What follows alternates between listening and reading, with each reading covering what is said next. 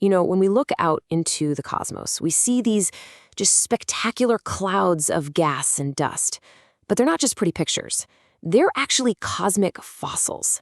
These are the ghostly remains of stars that died ages ago, and they hold all the secrets to how those stars lived and how they died.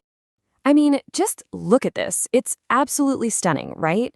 But it's also a total cosmic mystery. The star that made this incredible structure, it's long gone. All that's left is this cloud of evidence. So what's the story it's trying to tell us?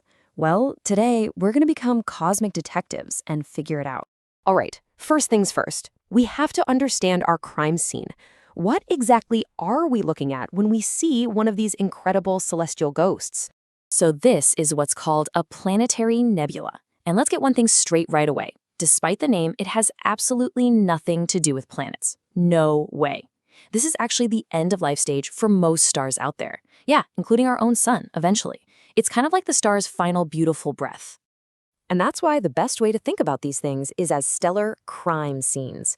The central star, or let's call it the victim.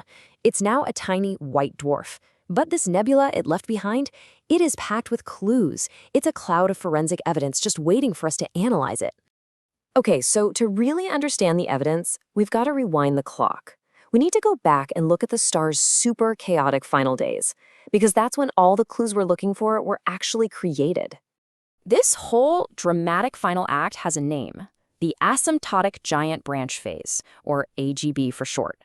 And believe me, it is a wildly unstable time in a star's life. It swells up to this enormous size, and deep down in its core, it starts cooking up brand new elements and just churning out incredible amounts of dust.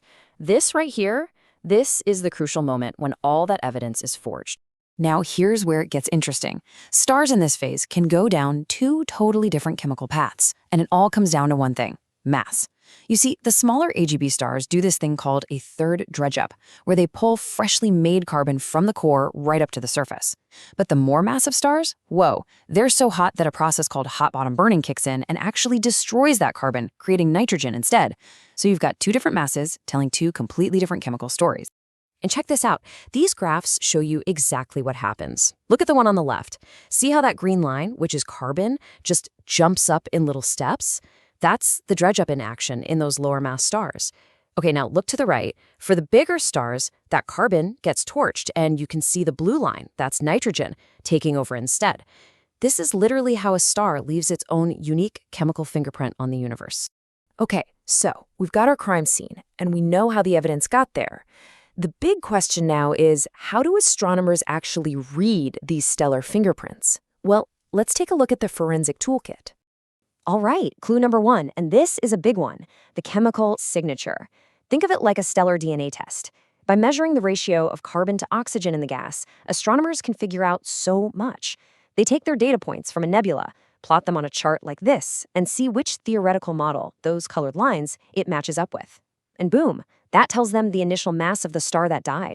Then we have clue number two, the star's last known location. This is so cool. By measuring the temperature and the brightness of that leftover white dwarf, astronomers can plot its position on this kind of evolutionary map.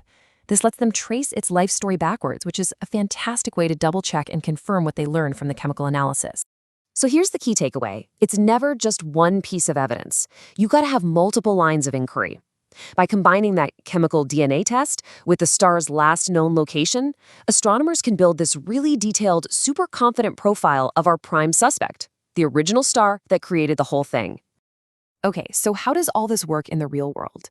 Let's dive into a real case, a mystery involving a bunch of nebulae in a nearby galaxy called the Large Magellanic Cloud. This is where the detective work gets really exciting. So, a recent study from 2024 found a real smoking gun. As researchers were analyzing these nebulae, they noticed something weird. A really strange pattern emerged. It turns out the nebulae with the most dust also had the least amount of gas. It was a clear pattern, an anti-correlation. But why? Why would more dust mean less gas? It doesn't seem to make sense at first. And here it is, the aha moment. The researchers figured it out. They concluded it was a signature of enhanced radiation pressure effects. So what on earth does that mean? Well, In plain English, the stars that were the best dust factories made so much dust that the light from the central star actually pushed on those tiny dust grains. It acted like a powerful wind, and it literally blew a huge chunk of the gas clean out of the nebula.